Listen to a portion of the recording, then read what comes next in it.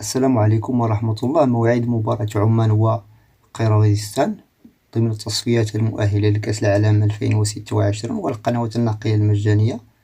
قبل ذلك أفضل منكم لا تنسوا الضغط على زر الاشتراك في القناة واللايك للفيديو وفعل الجرس، حيث تقام مباراة منتخب عمان وقيرغيزستان مساء يوم الثلاثاء الموافق ل 11 يونيو 2024.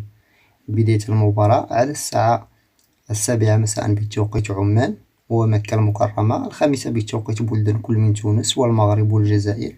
أما القنوات الناقلة للمباراة: قناة عمان تي في لايف اتش دي بالتعليق شبيب الحبسي، وقناة الكاس فور اتش دي بالتعليق سمير اليعقوبي، وقناة عمان سبورت الاتش دي بالتعليق أحمد الكعبي. هذه المباراة تجرى في سلطنة عمان ويقودها الحكم الإيراني علي رضا فاهناي ضمن الجولة السادسة من تصفية آسيا المؤهلة لكأس العالم.